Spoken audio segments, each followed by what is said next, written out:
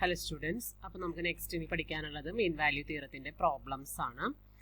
Verify the following function satisfies hypothesis of mean value theorem on the given interval and find all values of c that satisfy the conclusion of the theorem.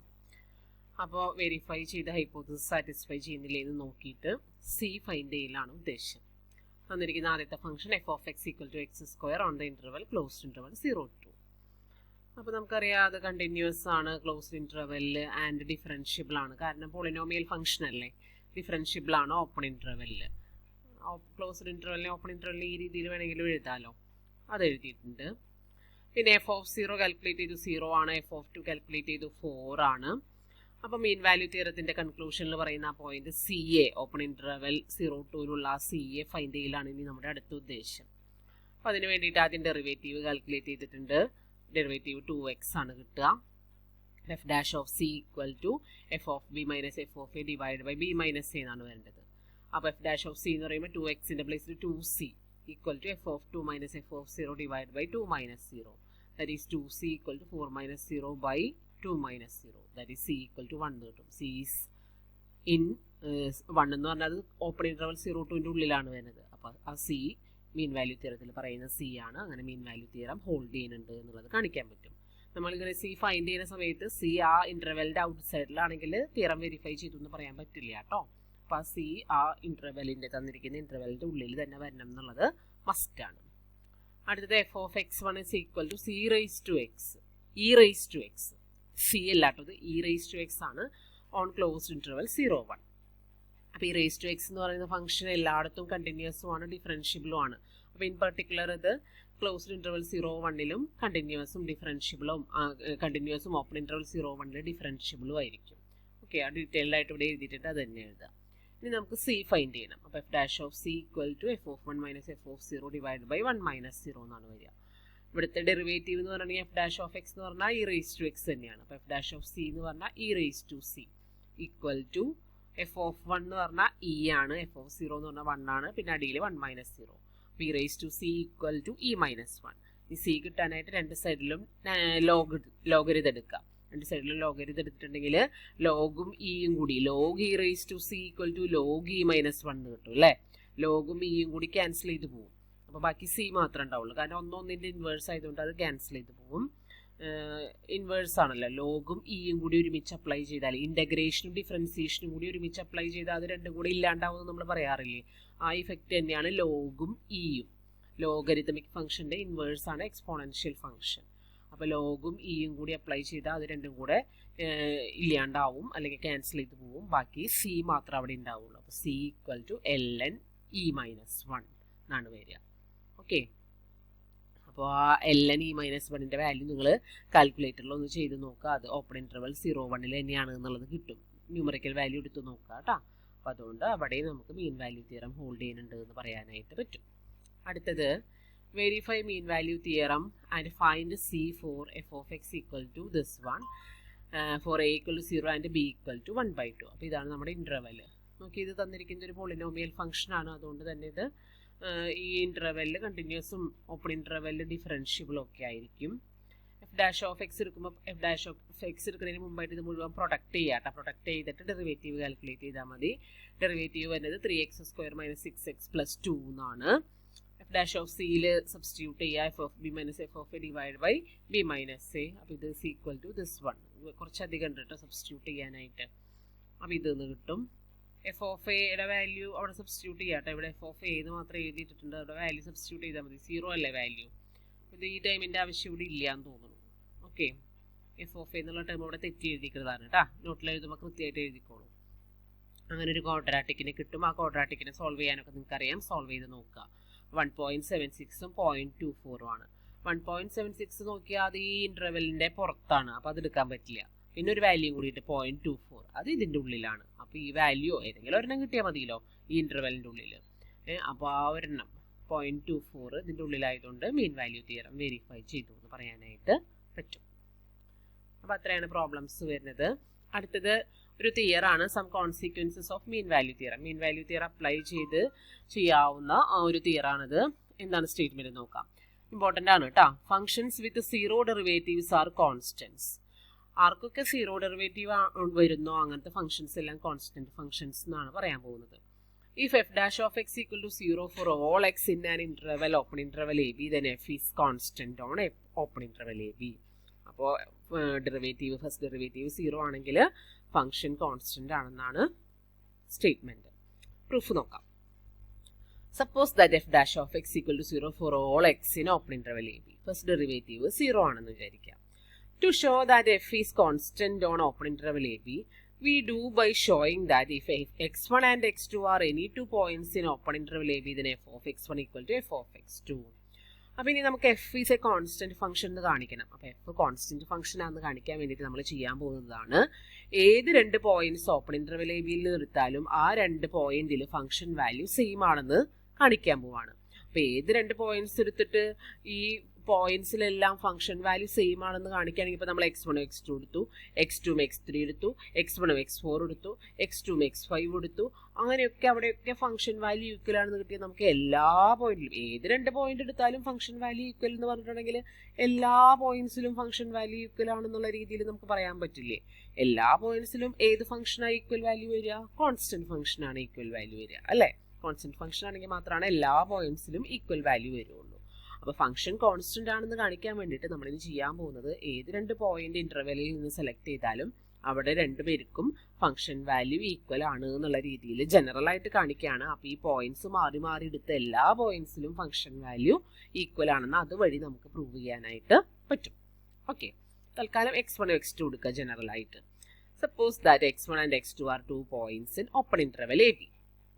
അപ്പോൾ ഒന്നില്ലെങ്കിൽ x1 less than x2 ആയിരിക്കും, അല്ലെങ്കിൽ x2 less than x1 ആയിരിക്കും. നമ്മളിപ്പോൾ ഇവിടെ തൽക്കാലം x1 less than x2 എടുത്തിട്ടാണ് proceed ചെയ്യാൻ പോണത് കേട്ടോ. നിങ്ങൾക്ക് വേണമെങ്കിൽ x2 ലെസ് ദാൻ x1 എടുത്ത് പ്രൊസീഡ് ചെയ്താലും ഇതുപോലെ തന്നെ ചെയ്യാം. ഏതെങ്കിലും ഒന്നിൽ നമ്മൾ ഫിക്സ് ചെയ്യണമല്ലോ, അതുകൊണ്ട് തൽക്കാലം നമ്മൾ ഇങ്ങനെ വിചാരിച്ചിട്ടാണ് പ്രൊസീഡ് ചെയ്യുന്നത്. x1 is less than x2.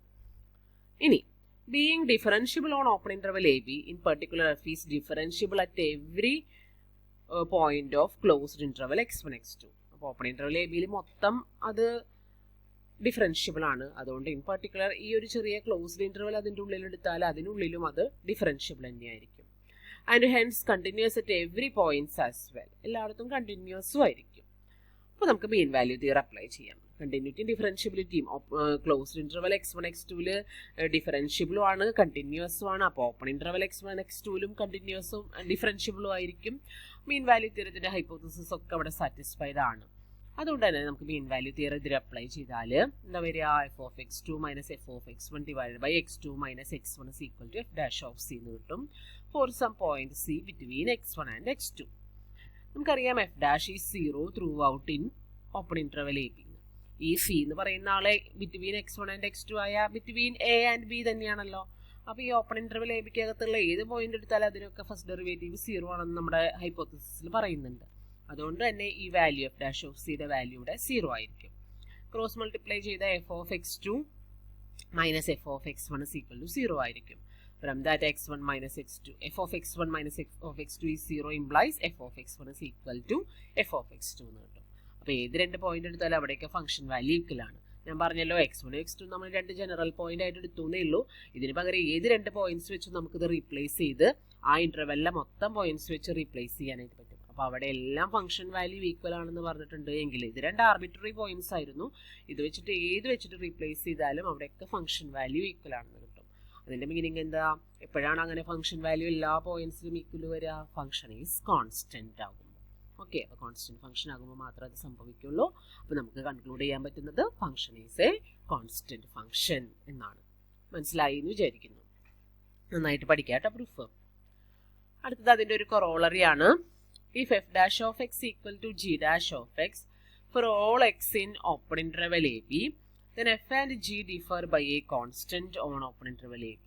That is, there exists a constant c such that f of x equal to g of x plus c for all x in open interval ab.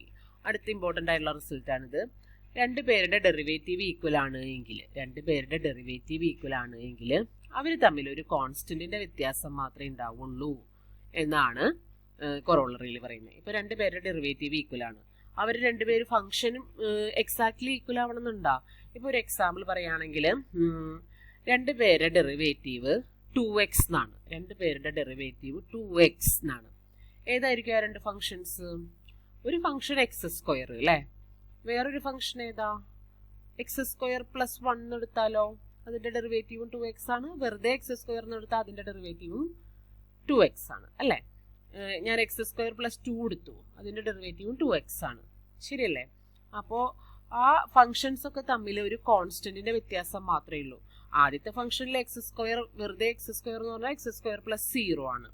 രണ്ടാമത്തത് എടുക്കുമ്പോൾ X square plus 1, മൂന്നാമത്തെ എടുക്കുമ്പോൾ X square plus 2, നാലാമത്തെ എടുക്കുമ്പോൾ X square plus 3. എന്തിന്റെ difference മാത്രമേ ആ functions തമ്മിലുള്ളൂ? ആ വാരിയബിൾ വരുന്ന ടേമിൽ വ്യത്യാസമൊന്നുമില്ല. എല്ലാത്തിലും എക്സ് സ്ക്വയർ തന്നെയാണ് ആ വാരിയബിൾ വരുന്ന ടേം. കോൺസ്റ്റന്റിന്റെ പാർട്ട് മാത്രമാണ് വ്യത്യാസം വരുന്നത്.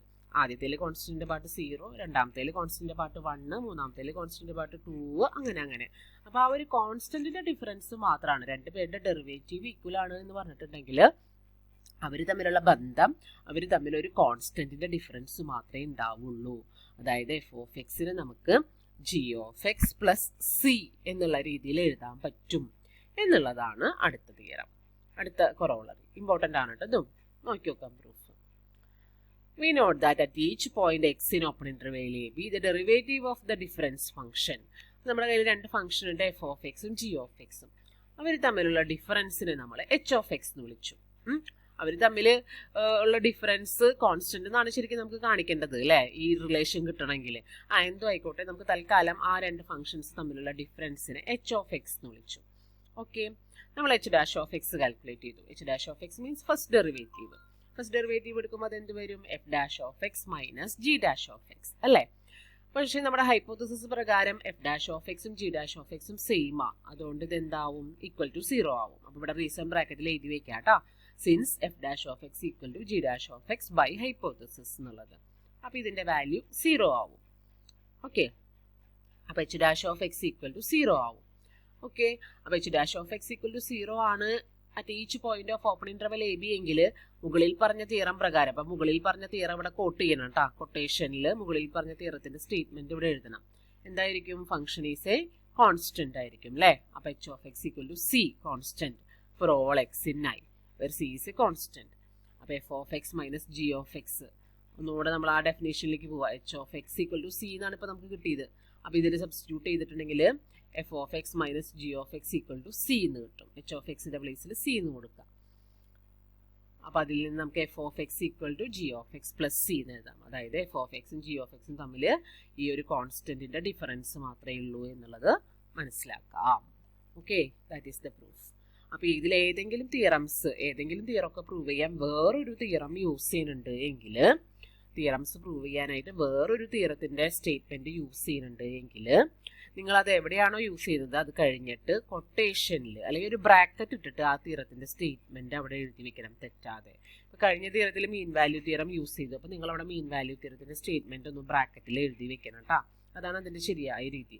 ഇപ്പോൾ ഇവിടെ നിങ്ങൾ തൊട്ട് മുമ്പത്തെ ആ കോൺസ്റ്റന്റ് ആണെന്ന് പറയുന്ന തിയറം യൂസ് ചെയ്തു, അപ്പോൾ ആ തിയറത്തിന്റെ സ്റ്റേറ്റ്മെന്റ് ഇവിടെ ബ്രാക്കറ്റ് ഇട്ടിട്ട് ആ സ്റ്റേറ്റ്മെന്റ് മാത്രം ഒന്ന് അവിടെ എഴുതി വെക്കണം കേട്ടോ, എന്നാലാണ് ഫുൾ മാർക്ക് കിട്ടുള്ളൂ. ഓക്കെ, അപ്പോൾ അത് പ്രാക്ടീസ് ചെയ്യുക അങ്ങനെ എഴുതാനായിട്ട്. അപ്ലൈഡ് തിയറംസ്, ഒരു തിയറം പ്രൂവ് ചെയ്യാൻ വേറൊരു തിയറം അപ്ലൈ ചെയ്യേണ്ടി വന്നു എങ്കിൽ ആ അപ്ലൈ ചെയ്ത തിയറത്തിന്റെ സ്റ്റേറ്റ്മെന്റ് അവിടെ ബ്രാക്കറ്റിൽ എഴുതി വെക്കണം. എവിടെയാണോ അപ്ലൈ ചെയ്തത് അതിന്റെ താഴെയായിട്ട് ബ്രാക്കറ്റ് ഇട്ടിട്ട് അവിടെ എഴുതി വെക്കാം. ഓക്കെ, അത് ശീലിക്കാം. അടുത്തതൊരു റിമാർക്ക് എന്താ പറയുന്നത്? നമ്മൾ പറഞ്ഞ കാര്യം തന്നെയാണ് പറയുന്നത്. എക്സ് സ്ക്വയറിന്റെ എക്സാമ്പിൾ വെച്ചിട്ട് തന്നെയാണ് പറഞ്ഞിരിക്കുന്നത്. ഓക്കെ, അപ്പോൾ അത്രയാണ് ഈ ചാപ്റ്ററിൽ വരുന്നത്. ഇതാ റോൾസ് തിയറം വെരിഫൈ ചെയ്യാൻ, മീൻ വാല്യൂ തിയറം വെരിഫൈ ചെയ്യാൻ, പിന്നെ ഇതാ കുറേയധികം പ്രോബ്ലംസ് ഇവിടെ എടുക്കുന്നുണ്ട് കേട്ടോ. ഇതിൽ ഇത്തിരി ഡിഫറെൻ്റ് ആയിട്ടുള്ള ഇതിൽ എക്സസൈസ് ഒക്കെ ചോദിക്കാറുണ്ട്, എക്സസൈസിൽ നിന്നൊക്കെ പ്രോബ്ലംസ് ചോദിക്കാറുണ്ട്. അപ്പം എല്ലാത്തിൽ നിന്നും ഒരു 2 or 3 വെച്ചിട്ട് ചെയ്ത് നോക്കുക, എന്നാലാണ് നമുക്കത് പെട്ടെന്ന് കിട്ടുള്ളൂ. അല്ലെങ്കിൽ എക്സാമിന് പോയി അവിടെ ഇരുന്ന് ചെയ്യാൻ നോക്കുമ്പോൾ കിട്ടില്ല. വർക്ക് ഔട്ട് മാത്രം നോക്കാതെ എക്സസൈസിൽ നിന്ന് ഒരു 2-3 പ്രോബ്ലം വീതം നിങ്ങൾ ഇതിൽ നിന്ന് ചെയ്ത് നോക്കണം കേട്ടോ, മസ്റ്റായിട്ട്. ഓക്കെ.